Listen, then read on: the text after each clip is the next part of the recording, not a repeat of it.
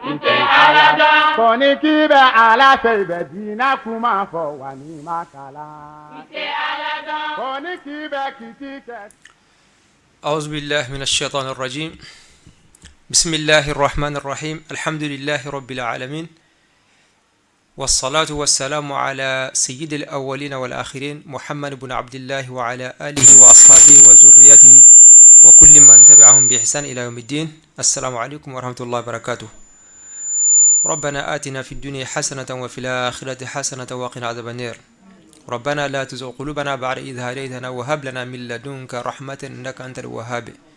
ربنا اغفر لنا ولإخواننا الذين سبقونا بالإيمان ولا تجعل في قلوبنا غلا للذين آمنوا ربنا إنك رؤوف رحيم. أم بالمسلم وأم بالله سبحانه وتعالى تنو كصلك عن كنتي محمد كا أم بالدعوين أو في أم الدعوك أويه. الحمد لله رب العالمين. أم بالدعوك أنك بمباتو علىكو هنا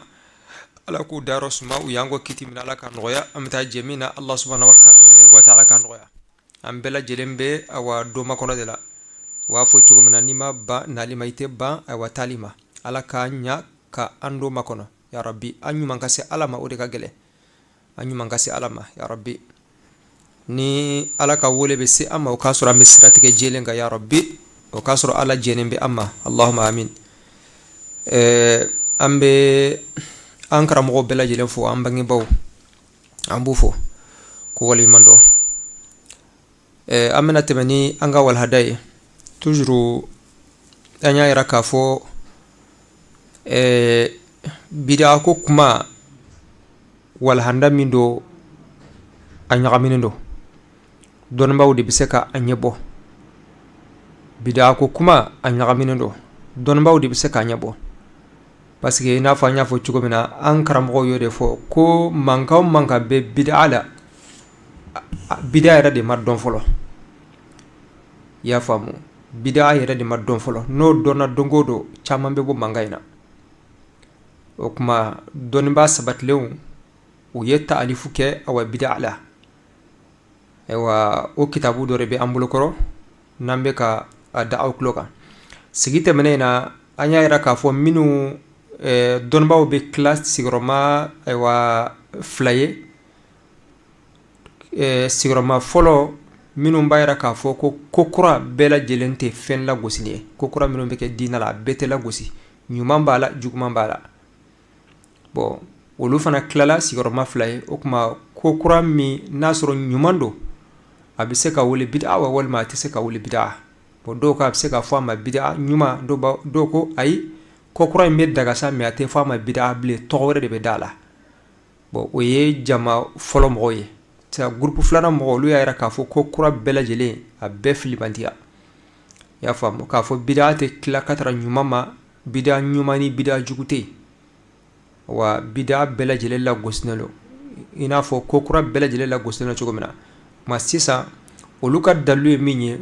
o boloma dawre minye amina o defo bi sigina inshallah. نصوص المضيقين لمعنى البدعه مؤمن بايرا ka fo bida koronindo bid'a tekla katara bid'a nyumani bid'a jugma bid'a be jugma wa bid'a bela jele filibandia o fana bu bolo mada dalu minunka niyo o dalu dore ambo damne mo folo jumena al imam ibn al jawzi rahimahullah aleko aka kitabu kono ni o talbis iblis ako kitabu ngono ko al bid'atu ibaratun an fi'lin lam yakun fabtudia aleko ko bid'a baro barana kunti akunti no ka koro a damne nari ko de bid'ai wal aghlabu ukma ali ama a perpelatige yali oye tarifu lawi ni arab kan fanfalade wa wali maniye sharia fanfalade amo o perpelatige akon go bid'a fen na kunti akunti ka koro ala kira klela wal ma sabo klela kunti bo akirela de ko di bid'a ko wal aghlabu fil mubtada'ati annaha tusadimu ash-shari'a bil mukhalafa akon min ka cha bid'a wala ko korowla wodi ka fo abe sharia fo nyonya o koro ko korow ni aljete mina fancha mambe utasoro ube sharia fo nyonya oni sharia tebe وتوجب التعالي عليها بزيارة أو نقصان دونك أبي أيوا دان ساكو كدين لا إما كدو فراكا ولا كدو بوالا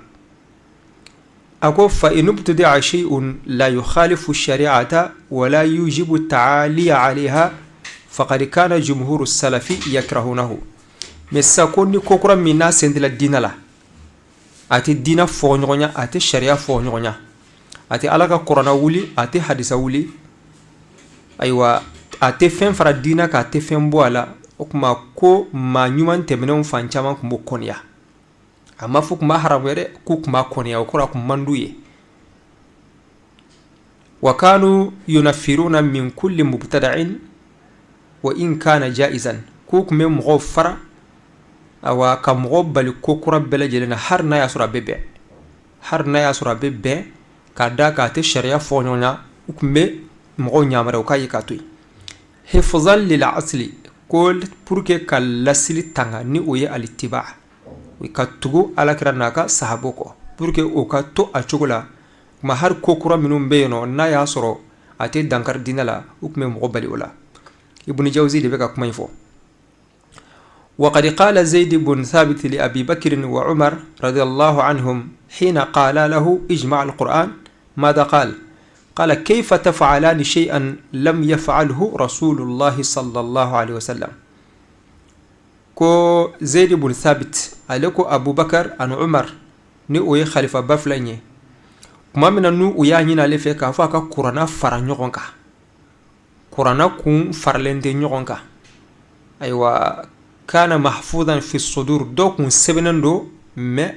فرلندي نيوغنكا يروكلي تاسرو دوبي تامرو بولو لا دوبي بولو دو سبن be fara nugman sanfé wa hakada akoni seben no me abela jelen farlente nyokonka gafi kelen kono a farlente nyokonka yoro kele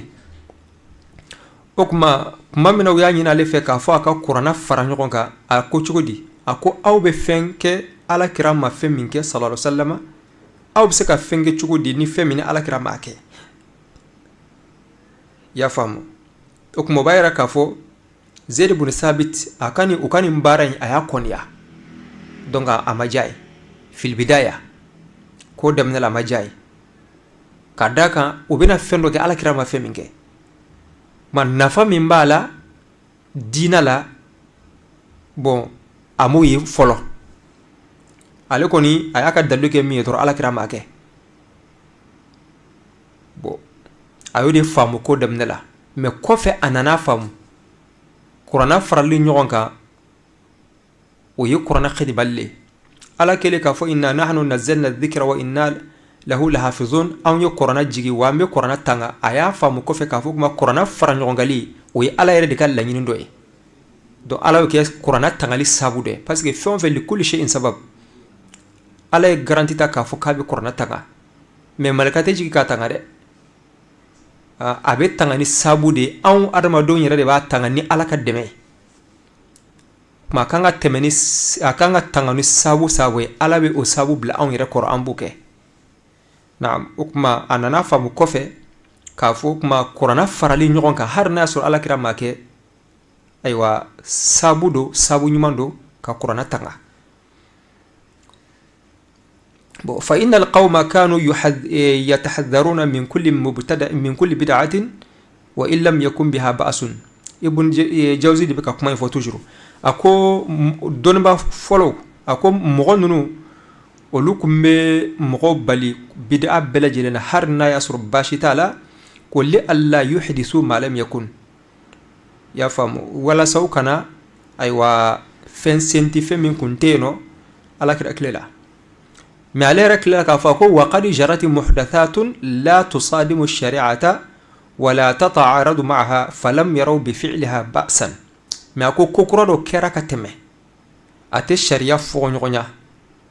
يا فمو أتي الشريعة ولي أتي قرآن كل ولي أتي حديث كل ولي وكما كو دونيمبا وما باسي وكللا وما باسي وكللا أيري مثالي دفو أكو مثل جمع عمر رضي الله عنه الناس على صلاة القيام في رمضان فقال نعمة البدعة هذه أكو مثالية إنا في عمر بن الخطاب aye mo fara ɲɔgɔn ka sunkalo nafila la ka alimami kelen bila ɲɛfɔ ka seli o kɔ kuma kilalen ko a yɛrɛ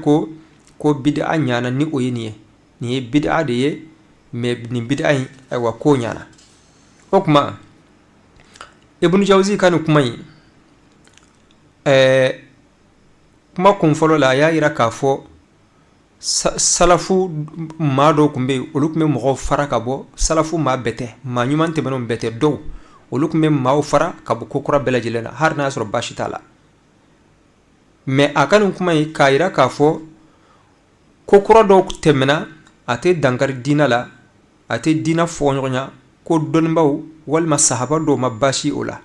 i n'a fɔ Umaru a filɛ ka sahabaw fara ɲɔgɔn kan sunkalo nafila la ka seli alimami kelen kɔ kuma o b'a yira k'a fɔ ale yɛrɛ sɔnna ni ko kura dɔw ye k'a fɔ ko kura bɛɛ lajɛlen filibantiya ye o kuma ale yɛrɛ ka taa sira t'o ye i y'a faamu o b'a kɔniya ani a man d'u ye ani filibantiya don ayiwa o tɛ kelen ye o kuma an k'o yɔrɔ faamu a ka kuma la ni o tɛmɛna ka bɔ al-Imam Shawkani rahimahullah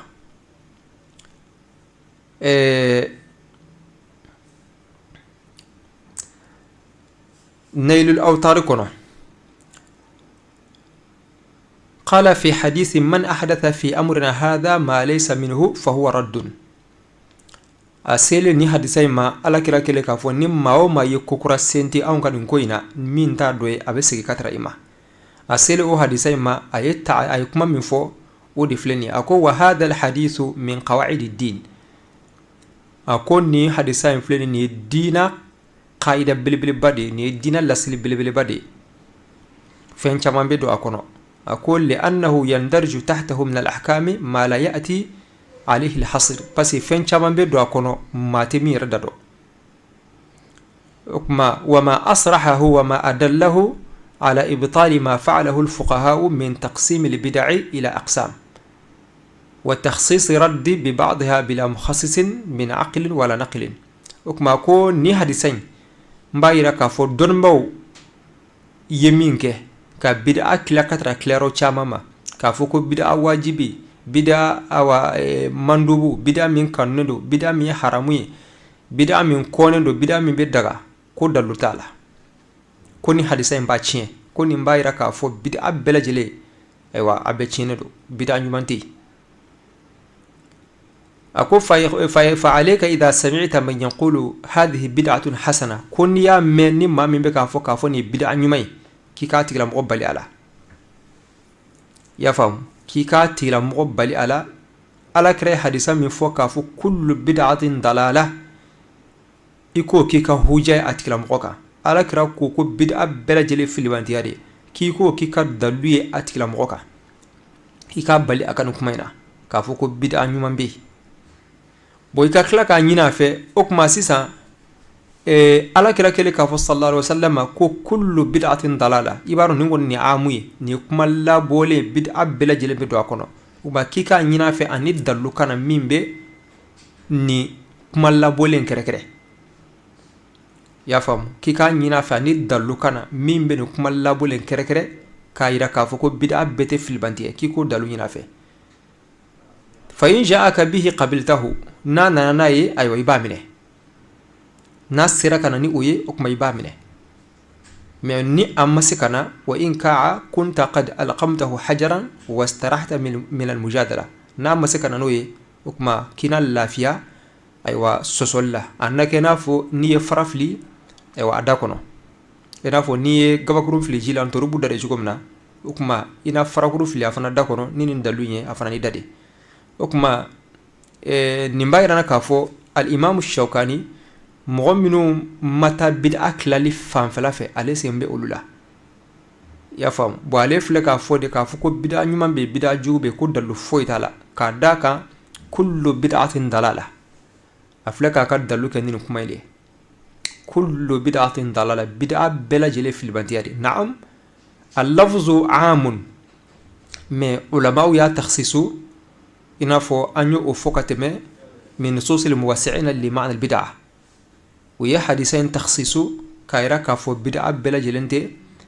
أيوا في بنتي بوتوني الإمام الشوكاني يرى كمالا ale ko ko ni a sera kana ni dalu ye i ka mujadilu i ni mɔgɔ min bɛ ka ɲɔgɔn sɔsɔ yali bida ɲuman bɛ bida jugu awa tɛ yen n'a y'a sɔrɔ ani dalu mana se kana min bɛ nin kuma labɔlen kɛrɛkɛrɛ k'i k'a minɛ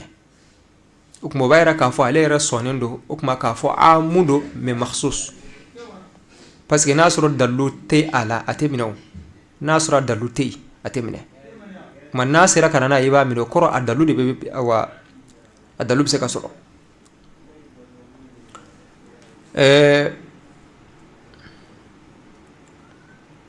o kuma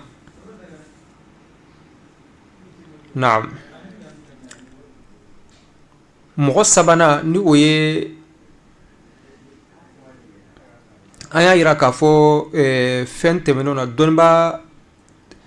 belebeleba dɔw bɛ olu tɛmɛna olu y'a yira k'a fɔ ko bida bɛ tila ka taara bida ɲuman ani bida juguman i n'a fɔ ibn hajar al-asqalani o sen b'o la al-imam nawawi ale sen b'o la al-imam shafi'i ani dɔnniba caman olu taara ka taara o taasira ma kuma sisan mɔgɔ sabanan min bɛ yen nɔ ni o fana bɛ awa nin taasira in kan k'a yira k'a fɔ bida ɲuman ni bida jugu tɛ yen o ye al-imam as-sana'i n'an y'ale ka kitabu subul salam as-sana'ani n'an y'a lajɛ ale fana b'a fɔ a selen Jabir ka hadisa in ma k'a fɔ alakira sallallahu alaihi wasallam sunkalo nafila la mɔgɔw bɔra ka seli a nɔfɛ su filanan na jama cayara su sabanan a ma sɔn ka bɔ a kɛlen k'a fɔ inni khashitu an yuktaba alaikum n siranna de u kana na a kɛ wajibi aw kan bon Sana'i a ye hadisa in mafila a tilalen ko a ko wa'alam anna man athbata salata tarawihi wa ja'alaha sunnatan fi qiyam ramadana istadalla bi hadha alhadith ala dhalik ko ni mɔgɔ minnu ye daludi kɛ mais mɔgɔ minnu y'a la sabati k'a fɔ ko sunkalo nafila ko sunna don ka nafila seli sunkalo la ko sunna don k'u y'u ka dalu di ni hadisa in de u y'u ka dalu kɛ ni alakira ka ni hadisa in de ko mais walaysa fihi dalilun ala kayfiyati ma yaf'alunahu wala kamiyati mais u bɛ k'a kɛ cogo min na o dalu tɛ sunkalo nafila kɔni seli a bɛ se ka kɛ o dalu ye mais a bɛ seli kɛ cogo min na jama'atan ala imamin wahidin ko dalu tɛ sɔrɔ hadisa in kɔnɔ ani a hakɛ yɛrɛ fana hakɛ min bɛ seli dɔw ta ye 10 ye dɔw ta ye 20 ye dɔw ta ye 8 ye o hakɛ fana tɛ hadisa in kɔnɔ o hadisa in tɛ se ka kɛ dalu ye fa innahum yusallunaha jama'atan 20 bon ale bɛ min dɔn a y'o de fɔ k'u b'a seli jama araka 20 yatarawahuna bayna kulli rak'atayn u bɛ ayiwa u bɛ lafiɲɛ bɔ kɛ arakan 2 bɛɛ lajɛlen ɲɔgɔn cɛ arakan 2 ni ɲɔgɔn cɛ n'u ye arakan 2 seli u bɛ dɔɔnin kɛ u bɛ tila ka wuli tuguni ka 2 seli k'u sigi ka furancɛ kɛ bon a ko o hakɛ in n dalu tɛ hadisa in kɔnɔ k'a seli ta jama la tuguni ala imamin wahidin o fana dalu tɛ hadisa in kɔnɔ a ko fa amma al jama'atu fa inna umara awwalu man jama'ahum ala imamin muayyanin umar fɔlɔfɔlɔ de ye u fara ɲɔgɔn kan alimami kɛrɛnkɛrɛnnen kan ka alimami bila ɲɔgɔn ka seli wa qala innaha bid'a a yɛrɛ k'a fɔ ko bid'a do i n'a fɔ a bɛ fɔ cogo wɛrɛ la ayiwa ni'matul bid'atu hadhihi ni nin kɛra bid'a ye nin bid'a in ɲana كما أخرجه مسلم في صحيحه وأخرجه غيره من حديث أبي هريرة رضي الله عنه أنه صلى الله عليه وسلم كان يرغبهم في قيام رمضان من غير أن يأمرهم فيه بعزيمة فيقول من قام رمضان إيمانا واحتسابا غفر له ما تقدم من ذنبه يا فهم كما تجرو الصنعاني سبل السلام يكونوا على ربك كما يفوه alakira sallallahu alaihi wasallam a kun bɛ sahabaw lakanu sunkalo nafila seli la mais wajibi tɛ k'a fɔ diyagoya f'aw k'a kɛ a ye wajibi tɛ alakira kun b'o lakanu a seli la a kun b'a fɔ ni maa min ye sunkalo jɔ limanaya kosɔn ani baraji ɲini kosɔn i ye junubu kɛ Allah subhanahu wa ta'ala b'a bɛɛ lajɛlen yafa o kuma a kun b'u lakanu sunkalo nafila la mais alakira ma hakɛ f'u ɲɛna alakira yɛrɛ ma seli n'u ye awa ko daminɛ la a ko abubakar ka khalifaya la kɛra ten ayiwa umaru ka khalifaya seli waati min na mɔgɔw commencé la u bɛ seli misiri kɔnɔ mɔgɔ caman u carin-carinen don bɛɛ lajɛlen bɛ seli i danna bɛɛ b'i yɛrɛ ye Umar sɔrɔla k'a fɔ wallahi law jama'nahum ala qari'in wahidin awa ni an kun ye ninnu fara ɲɔgɔn kan alimami kelen kan o tun bɛ ɲa kosɛbɛ kuma sɔrɔla ka Ubayyu ɲamariya Ubayy ibn Ka'b ale ka seli ni u ye kuma Umaru bɔra a ɲɛ b'a la u bɛ ka seli nin seli cogo in na a sɔrɔla ka nin kuma in fɔ ayiwa i n'a fɔ Sana'i bɛ k'a lakale cogo min na a ko ni'matul bid'atu hadhihi o kuma sisan a bɛna ta'liq de kɛ a ko wa'lam annahu yata'ayyanu hamlu qawlihi bid'a ala jam'ihi lahum ala mu'ayyanin ko Umaru ka nin kuma in k'a fɔ ko u ka nin seli cogo in k'a fɔ ko bid'a don k'a ka kuma laɲini de k'u fara ɲɔgɔn kan alimami kelen kɔ u ka jɛ ka seli alimami kɛrɛkɛrɛnlen kɔ alimami kelen kɔ k'o de ye a ka kuma laɲini o de ye wa ilzamuhum bidhalik k'u jakoya bɛɛ lajɛlen ka seli alimami kelen nɔfɛ mɔgɔ kana seli danna alimami kana kɛ fila ye a ka kɛ kelen dɔrɔn ko a kan b'o de ma ko ayiwa a kan b'o de ma ko bid'a ko la annahu arada li jama'ata bid'a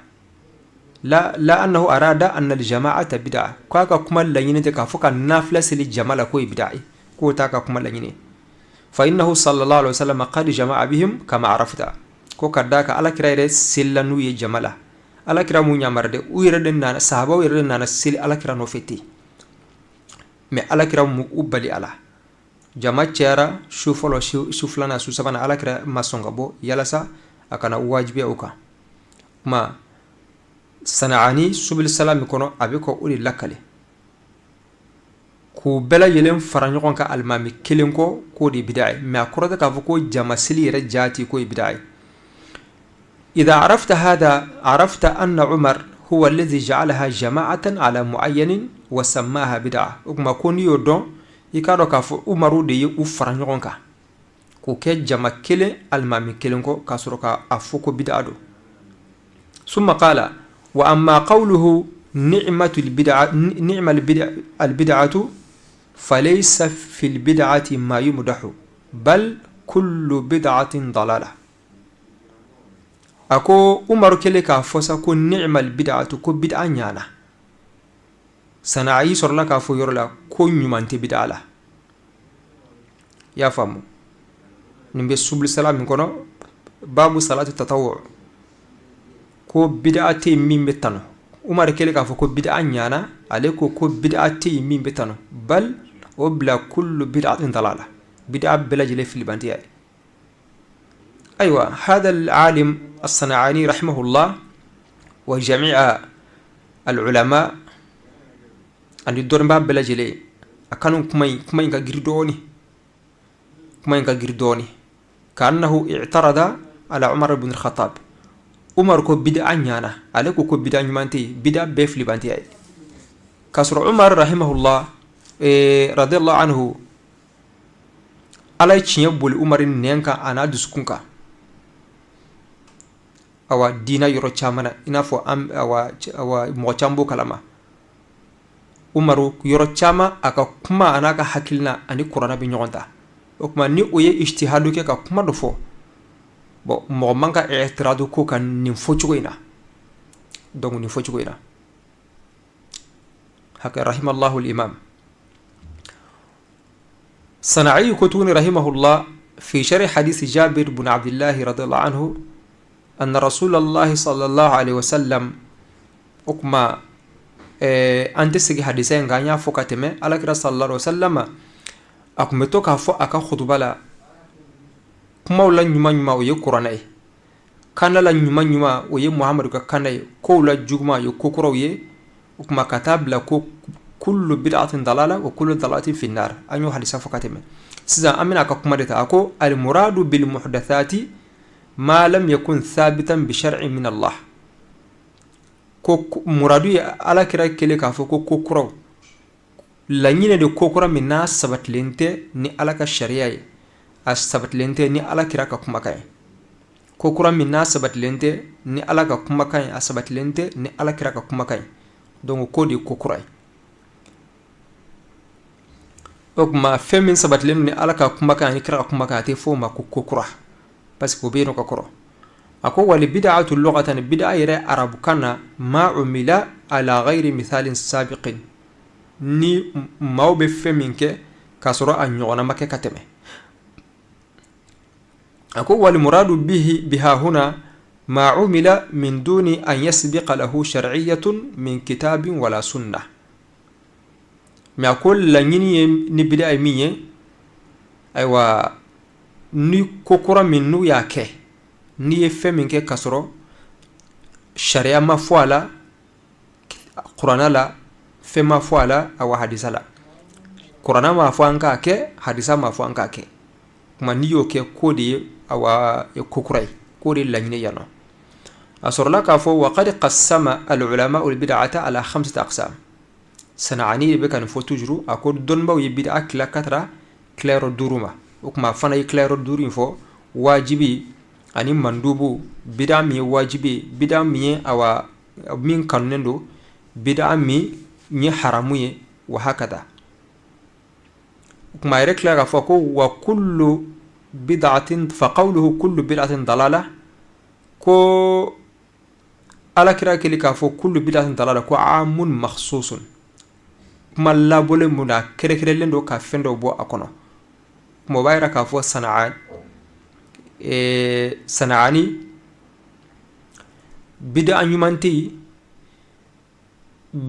bid'a tɛ tanu o kuma a y'o fɔ kuma daminɛ la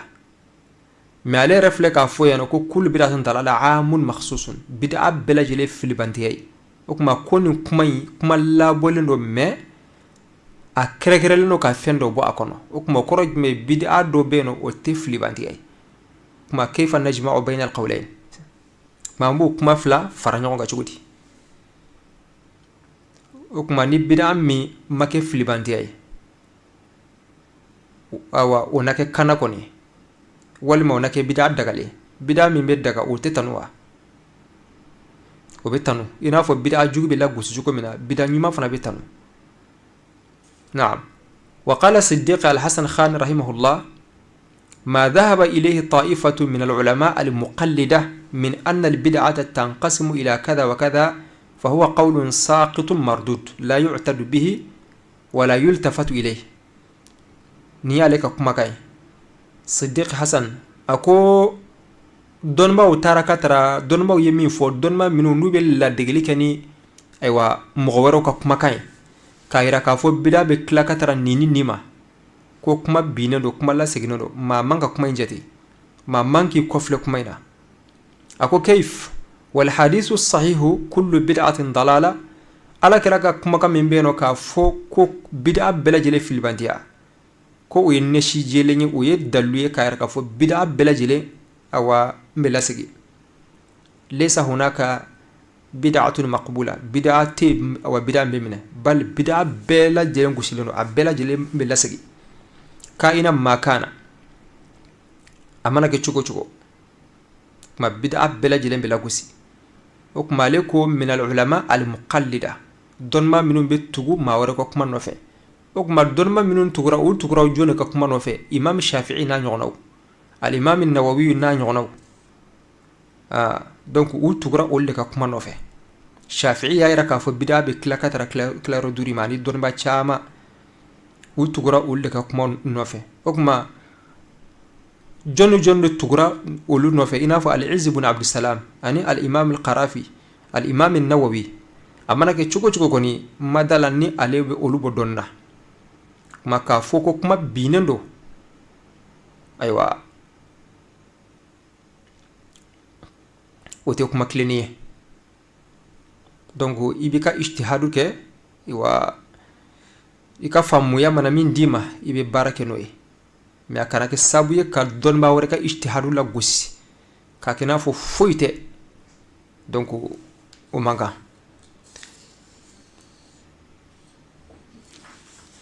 bon o kuma mɔgɔ minnu bɛ daliluden kɛ istidlalu kɛ k'a fɔ ko bid'a ɲuman tɛ yen bid'a bɛɛ lajɛlen dɔla la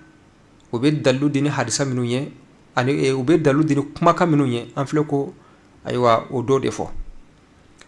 o kuma al'an khulasatu ra'yi al-mudayyiqina liman al-bid'a sisan minnu y'a yira k'a fɔ bid'a kɔrɔ koronnen don o ka hakilina yɛrɛ k'a kumalansurun fɔ o de filɛ nin ye إن النصوص السابقة تفيد أن كل محدثة في الدين بدعة ضلالة والمحدثات هي كل ما لم يفعله رسول الله صلى الله عليه وسلم ولا خلفاؤه الراشدون رضي الله عنهم ولا السلف الصالح ولم يكن من هديهم ولا من طريقتهم وبالتالي فإن تقسيم البدع إلى الأقسام الخمسة تقسيم مرفوض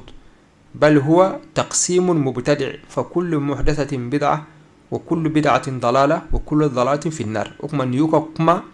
كفرنيونكا كبكر مفونين ديوي وكما منو فلكا فوسا بايرا كفو كوكورا يمونيه كوكورا على كرام منك أكا خليفة وماكي ما نيمان تمنو ماكي وما مغنيا مريا كافي كاكي وكما يو كوكورا دينا لا و كوكورا مندو بدعة دو فيلبانتيا دو وكا بدعة فانا كلارو دورو ايوا وتبه يا فامو وكلالي مفلمي وكلالي نيرادي ويرادة ما بدعي كما كوكورا بلا جلي بدعة دي وبدعة بلا جلي فيلبانتيا بلا جلي متاسمالا وكما نيو وكا حكلنا نيا أباكرو مفوي وكما حديثا منو نانا سيسا بدعة كو كونغا ni hadisa saba inanya foka teme sharru hadisa folo ye sharru umuri muhdathatuha hadisa fulana man ahdatha fi amrina hadha ma laysa minhu fa huwa raddun hadisa sabana man sanna fi al-islam sunnatan hasana ukma al-mudayyiquna li ma'na al-bid'a minum bafo bid'a nyuman ni bid'a juguti uyenni hadisan nu famu juguti uyenni hadisan nu bla minan jumen kono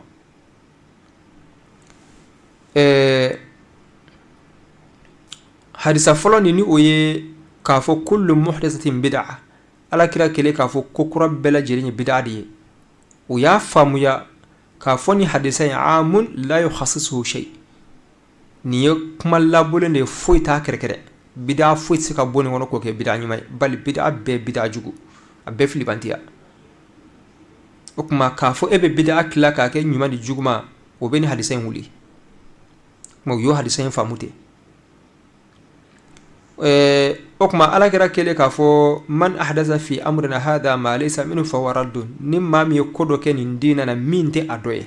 bo okuma jama folo mogonno olu ya famu kafo ni hadisu aywa mafhumu mukhalafa bala ya famu mafhumu mukhalafa bala okuma koro jume nimma mi kokura senti dina mi dina ndoyedu akoro ni laslibe mi na dina la okuma fa huwa maqbulun وكو هذا القيد لازم ووصف ضروري في كل محدثة وكو وصف لازم ديرو يا فهم وصف دوبي غير لازم مي وصف دوبي لازم وكما كوني وصف نيم ما انكوتو مي نيمبي بدا بلا جلنا نيمبي بدا بلا جلنا نيم ما مي كوكورا سنتي اونغا ندينا مي ندا دوي ma kokura shite dina doy abe amma makana amma nake chugo kokura shite dina doy ma ko ori la nyine ka korote ka fo kuma naso kokura mi dina doy dum la ko la nyine toy bon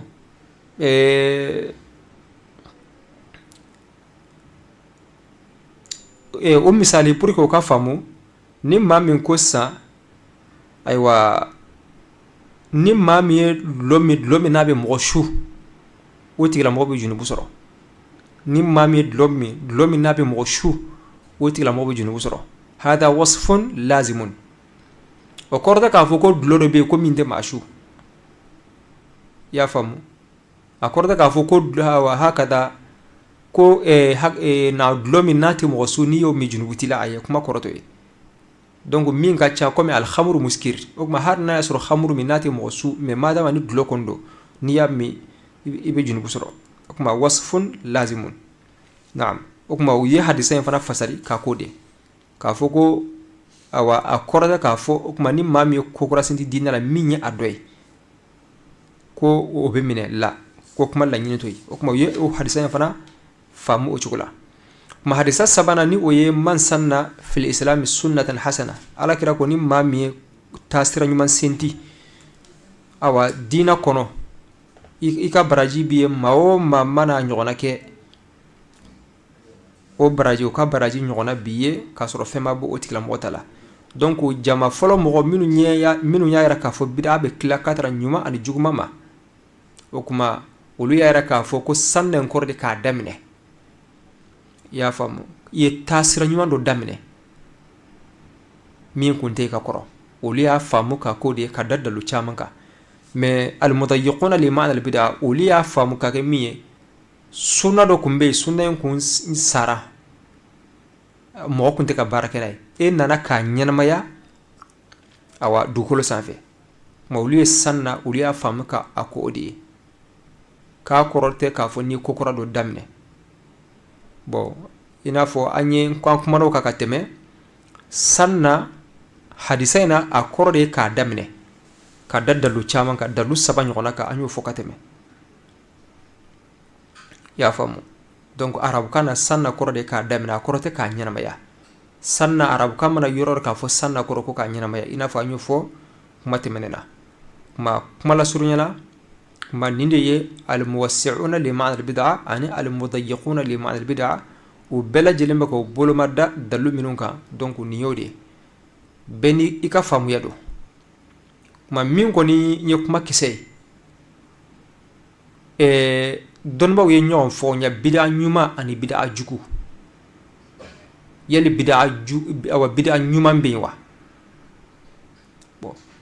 yali bida ɲuman bɛ yen wa ani ko kura bɛɛ lajɛlen haramɛlen filibantiya la fɛn kelenw tɛ dɛ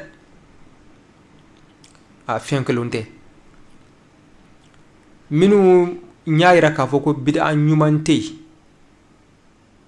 i n'a fɔ an y'a fɔ groupe 2 don ko kura bɛɛ lajɛlen tɛ fɛn lagosilen o ye groupe fɔlɔ mɔgɔw ye sisan ni ko kura min ma lagosi ko kura min n'a dagara dɔnnibaw yɛrɛ k'a fɔ a bɛ daga o kuma a bɛ se ka fɔ a ma bida ɲuman wa walima a tɛ se ka fɔ a ma bida tɔgɔ bɛ se ka fɔ a la wa walima a tɛ se ka fɔ a la sɔsɔli bɛ o ye nin dɔw yɛrɛ k'a fɔ bida tɔgɔ tɛ se ka fɔ a ma parce que a bɛ fɔ fɛn min ma bida o ye fɛn min bɛ diinɛ fɔɲɔgɔnya min bɛ sariya fɔɲɔgɔnya o kuma k'an bɛ tɔgɔ wɛrɛ de d'a la dɔw ko a bɛ se ka fɔ a ma bida ɲuman n'an y'a lajɛ arabukan fanfɛla fɛ parce que ko kura don ko kura bɛɛ lajɛlen bida ye o kuma arabukan fanfɛla fɛ an bɛ se k'a fɔ a ma bida n'an y'a lajɛ a bɛ daga sariya y'a la daga o kuma an b'a fɔ a ma ko hasana o kuma alkhilafu baynahum fi tasmiya o ni k'a fɔ ko kura bɛɛ lajɛlen filibantiya ye ko n'a sentila diinɛ in na a bɛɛ lajɛlen haramu a bɛɛ lajɛlen filibantiya ye awa fɛn kelenw tɛ ni sisan tɛ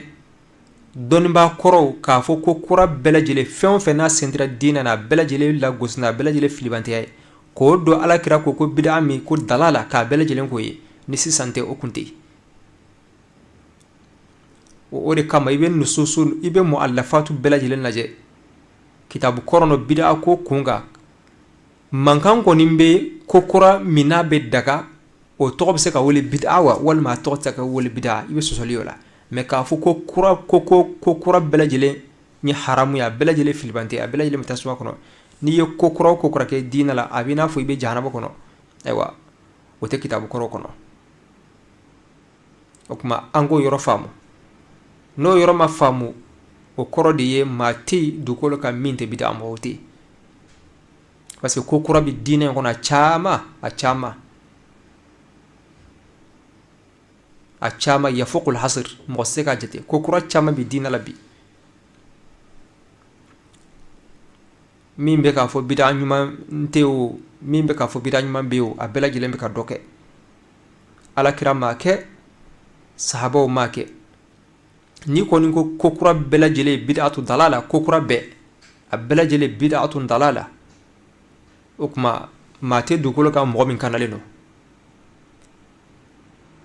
o kuma an bɛ ala subhanahu wa ta'ala deli ala ka a faamu cogo ɲuman di an n'aw bɛɛ lajɛlen ma bid'a ma dɔn mafhum al bid'a wa sunna mustalahatu dɔw bɛ yen nɔ an kɔni bɛɛ lajɛlen b'a fɔ mais mun yɛrɛ don a dɔnnen tɛ bɛɛ lajɛlen b'a fɔ an ka tugu alakira ka sunna nɔfɛ kalamul jamil jiddan lil ghaya silamɛ bɛɛ lajɛlen ka hamina ko mais jumɛn ye sunna ye ala kira ka sunna ye jumɛn ye ala kira ka sunna ye a ka taasira kun bɛ min kan o ye jumɛn ye ala kira kun bɛ jumɛn kan o tɛ kumaden ye dɛ o kuma kana tɔmɔ e ka dɔ tɔmɔ min ka di ye ka o kɛ ala kira kun bɛ nin kan a kun tɛ nin kan la bid'a silamɛ bɛɛ lajɛlen bɛnnen don a ka bid'a man ɲi mais bid'a ye jumɛn ye kuma o bɛ lafi kuma la dɛ o bɛ lafi dɔɔni na ni sina ka i miiri ten k'i jan ka dɔ fɔ i yɛrɛ bɛ taa bin a dingɛ kɔnɔ o de kama hari almudayiquna li ma'na albid'a bon ni i ko bid'a o bɛ teliya ka min fɔ ala kira ma kɛ sahabaw ma kɛ n'a sɔrɔ hɛrɛ kun don u kun bɛ an kɔ a la n'o de kɛra bid'a kɔni taarifu ye o kɔrɔ bɛɛ mubtadi'u maa si tɛ dugukolo kan min tɛ bid'a ma ye bid'a kɔni taarifu de mana kɛ ala kira ma fɛn min kɛ a ka sahabaw ma kɛ wa sabu dɔ kun bɛ yen nɔ min kun bɛ se k'u bila kɛli la wa lam yakun hunaka mani' fɛn kun tɛ yen min b'u bala la mais u y'a ye k'a to yen k'o de n'o de kɛra bid'a kɔni ye o kɔrɔ dugukolo maa bɛɛ silamɛ bɛɛ mubtadi'u silamɛ tɛ dugukolo kan min tɛ mubtadi'u al'an o tɛ yen o de kama kitabutigi ko daminɛ la bid'a taarifu la aw bɛ se ka bɛn mais n'an sera ka appliquer yɛrɛ application yɛrɛ yɔrɔ ma donc a tɛ bɛn o de kama almudayiquna li ma'na albid'a a bɛna ɲɛfɛ masala caman bɛ u yɛrɛ damaw ye ɲɔgɔn fɔ a la dɔ b'a fɔ bid'a dɔ b'a fɔ bid'a tɛ i y'a faamu parce que u ye awa taasira min ta bid'a ko la ayiwa a cogo ka gɛlɛn kosɛbɛ ka bid'a kɔni kɛ dɔrɔn ko kura o ko kura ni ala kira ma kɛ sahabaw ma kɛ o bɛɛ lajɛlen filibantiya ye o kuma ka ca dɛ ala ka diinɛ faamu cogo ɲuman di an n'aw bɛɛ lajɛlen ma ala k'an kisi k'an tanga ni ala subhanahu wa ta'ala sɔnna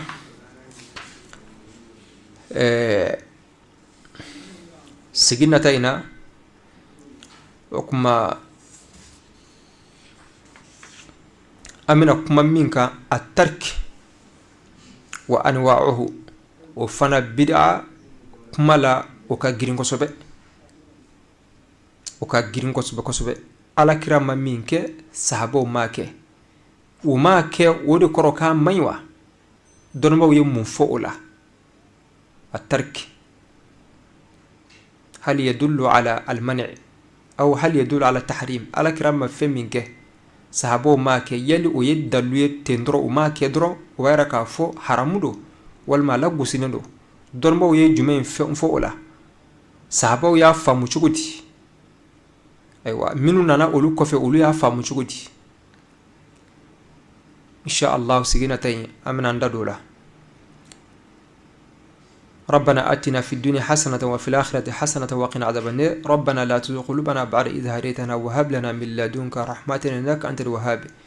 اللهم صل على سيدنا محمد الفاتح لما أغلق والخاتم لما سبق